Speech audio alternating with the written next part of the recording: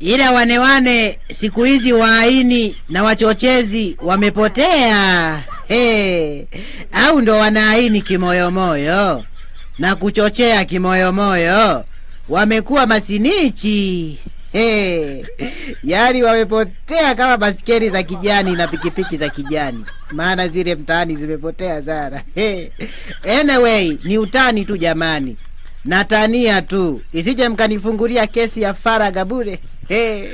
Maana sasa hizi sio uhaini tena, ni faraga. Ukifanya kesi ya uhaini sasa hizi imebadilishwa, unafunguliwa kesi ya faraga, sio kesi ya uhaini. Natania tu jamani, natania. Haya, usisahau kucomment, kulike, kushare na kusubscribe akaunti yetu ya Ndui Media.